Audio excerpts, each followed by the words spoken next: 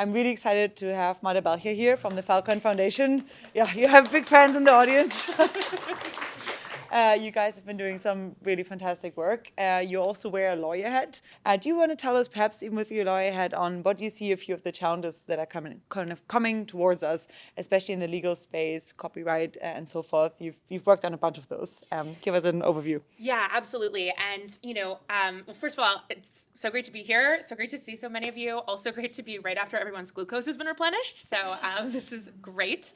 So for me, I will sort of forewarn that I actually think that I have a take on AI that is not necessarily like incredibly popular. Great. So I think that what I really worry about is that the reaction to AI is going to lead to a backwards motion in important legal precedent for the open web. And there's, I think, two areas where you can really see that. The first is in copyright. The second is sort of civil liberties in general. So just to give you an example in copyright, I think a lot of people see AI and they have a knee-jerk reaction that is like, people whose stuff is getting ingested into AI models should be compensated. And that is sort of, I think, for a lot of people, just the knee-jerk reaction. And there are, in fact, a lot of lawsuits where people are suing AI companies and making that point. And a lot of public sentiment sort of goes in that direction. The problem with that is that there are a lot of really important legal precedents that are very hard fought that really have enabled the web that we have today, right? So the same precedents that would allow AI to go out and look at what's on the internet, what's on the open web, and learn from it, are the same precedents that allow something like Google to exist, like Google News to exist, right? And these are actually very hard fought. I think we take that for granted because for so long in the US, we've been able to just enjoy the privileges without even thinking about it. But there are places in the world where, for example, Google News can't operate because there are link taxes, right? And these are really important hard-fought precedents. And I think that when it comes to copyright, it's absolutely critical that we protect the ability for machines to go out, look at what's out there, and learn from it. And I don't think that copyright is really intended to protect creators from having the work itself actually sort of shown or performed. And that's not what's happening with AI. Fundamentally, what's happening is the machines are doing exactly what humans do, which is looking at it, not reproducing it. I do want to note that there's a difference between what goes into AI, what the inputs are versus what the outputs are. So when you're talking about AI going out and learning from things, that's where I think it's really important to protect the ability for machines to do that. When you're talking about outputs, i.e. if it outputs something that's exactly like something else, that's something that's a different story from a copyright perspective. So that's sort of the copyright realm. And I'm happy to talk a little bit also, at any point about the issues I see and the sort of hot takes I have around AI and civil liberties. Hit us with your hot takes. Okay, so from a civil liberties perspective, I also... and this is where I think maybe an unpopular opinion, which is totally fine. I think reasonable minds can differ on these things. I think that from a civil liberties perspective, when it comes to AI, there are a lot of course, very important safety considerations, right? And this is what many folks in this room are working on. All of these are incredibly, incredibly important. Evan's looking at me like, yeah, these are very important. What are you going to say? But the but to that is, I think when you're looking at how do we make sure that those things get implemented, that the safety stuff actually happens, I think a trap that people fall into is say, we should have governments make laws that say AI companies need to do X, Y, Z. And if people write code that does X, then that's a crime, right? And so I think that there's many, many ways to make sure that AI safety measures that you all are developing get implemented. But doing that through actually providing criminal liability for writing code is not the way to do that. One of the things in the US that's incredibly important, and again, a really hard-fought precedent, is this idea that under the First Amendment, code is speech, and that writing code itself isn't something that is criminalized. And that's a really important and hard-fought and constantly under attack precedent. And I think in AI, I worry that the reaction of there are absolutely important safety measures that need to be implemented, but there are ways to do that that aren't just criminalize writing code, right? And that's one thing that I really worry about. I also, when I hear things about, regulating GPUs, like it really is it harkens back to me to the original sort of crypto wars about encryption, where encryption was originally treated and regulated like a weapon. And those were some hard-fought civil liberties battles. And I often hear a lot of the same rhetoric today around AI that I heard at the time around the original, around encryption. Wow, awesome. Do we have already any questions, comments? Yes, in the back, Evan, just shout it out. To speak on the California Bill 1047, I think it is. Yeah, so I think that when it comes to bills, like you have to put yourself in the position of lawmakers themselves, right? And I understand how, like if we sit down and we say, okay, we've got a bunch of really good ideas for safety implementations safety measures that we think should be implemented. How do we get from we want to implement those safety measures to we actually feel like those are getting implemented? There's a bunch of different ways to do that. And I think when you're sitting down and writing a bill, as many lawmakers are doing, the kind of lazy way to do it is to say, you will do XYZ, otherwise it is a crime, right? And to me, it's really important that instead of regulating technologies, what we do is we actually regulate activities, right?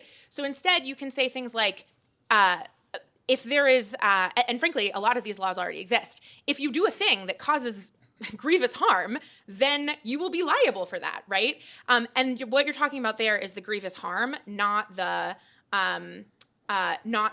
regulating or talking about the underlying activities. And frankly, a lot of that liability already exists, right? So many companies are already highly incentivized to make sure that the things that they develop do not cause grievous harm, and you can double down on that kind of liability or those types of pathways rather than going and regulating a technology. Okay, awesome. Any other questions? Come on. Yeah, Jeff in the front. Thank you. One interesting test case, I guess, is like biological weapons. So right now, models aren't very good at designing biological weapons. I mean, Kevin might have some perspective on like exactly how good they are right now, but they're getting much better. And it seems like it won't be long before like you actually can have a model that can help you bypass restrictions on DNA synthesis, can help you hack into like social engineer or whatever, but basically do all the steps you would need to do to create a biological weapon. And so it's like if you have models with that capability, like, what's to stop people? I'm like, I just think people will make them, and I think people will release weights for them. And are you just saying they should just be allowed to do that? Like, that just seems like that will result in sure, it's criminal to release a biological weapon, but if people do it, it's like not much. That sucks. Yeah, totally. And like I think this is where it gets. I'm certainly not saying yes, everyone should go and do that. What I'm saying is I think there's a difference between. A thing happens that allows, like, I think there's a difference between criminalizing the thing that happens around the biological weapon versus the writing of the code in the first place. Like the original, like developing AI models, criminalizing like computer programming as opposed to criminalizing the thing that is actually criminal. It's sort of like, you could sort of analogize it to when people, it's always driven me crazy that it's like, it is illegal to be in this park at 6:01 p.m., right? And it's like, what they're trying to do there is, whatever, they think there might be crimes that happen in that park after 6 p.m. So instead of like just enforcing the law after 6 p.m., they make a law that says citizens can't be in this park at 6:01 p.m., right? So it's like, I think it's sort of an analogy to that. So it's not a question of should you implement these measures? Of course you should. It's just a matter of, and this is sort of where like the point that I'm making is, it's just a matter of where and how you implement them. But if you can train models and then release model weights, and the models can design biological weapons, like you can criminalize the creation of biological weapons, but now like millions of people will be able to make them, whereas previously like a few thousand could make them. Do you just think that we should accept that cost? Like maybe that's just what we have to pay, but it seems like that might be the option. Yeah, so I think it sort of goes into, again, like there's always a balance in everything, right? Which is like, and you want to get the balance right and put it in the right place.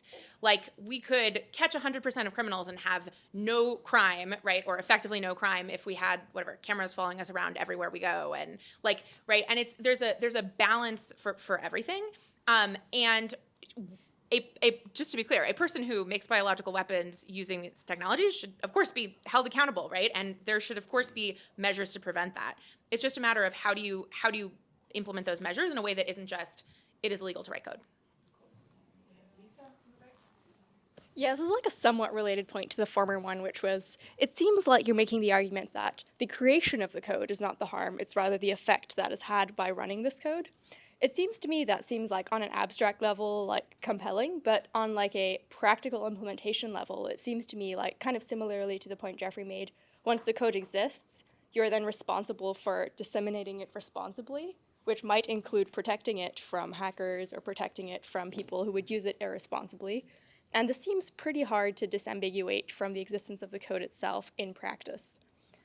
So how are you orienting to this in the particular case of AI, where the code itself could just be run without any particular further know-how, say? And this is quite different from other technologies where I think your argument would apply much more clearly. Yeah, so I think the law, and this is sort of where I get into technologies versus activities. Like, the law already has a lot, like, if someone does a thing that causes things to happen that lead to some grievous harm, like, there are already many ways to hold that person accountable. And a lot of it in the United States circles around like standards around negligence, right? Like, were you negligent in doing that? And so my point is sort of like, you can use laws and create laws that are about sort of the outcomes and about the effects, as opposed to about regulating a technology. Great. Just about the international nature of this technology, because I feel like a lot of the sentiment is very US focused, which is great because this is where we can affect laws. But when you're dealing with technology that exists in the ether and there are no geographical boundaries, it seems to me that it's a misdirect to be saying we need to stop this technology from existing by putting laws in the United States when there are countless other countries that are clearly not going to implement those laws. So it's kind of like putting band-aids on a sieve. Like, what solutions are there, given that this doesn't seem like a good solution, locking up something in just one country when scary things are clearly going to happen elsewhere? What other tactics can we try? Yeah, I think that's absolutely right. And frankly, this is a problem now with all technology, right? Same issue with crypto. And I think it comes down to, like, when you are implementing laws or thinking about what kinds of liability are going to apply, like, do you want to have the technology in your country, or do you want to have what has happened in crypto and just have everyone go abroad because working here is untenable, right? And so I think that's a really important thing. And I think another important thing is, like, individual laws in individual countries. For example, if those copyright cases are lost, and it is the case that AI companies need to pay every American who has posted something on the internet if they want their AI model to look at it and learn from it, right? Like, that could have a pretty grievous effect on the technology worldwide, right? I mean, it's not so easy to just not learn from Americans, And so I think that's another really, I think on both fronts, what you're saying is exactly right on the safety front. And then also on the other front, it's really important that individual countries don't implement laws that make it totally untenable for the technology to exist. All right, we'll leave it at this. It was short but sweet, and people can find you afterwards in the break. Thank you so much, Marta.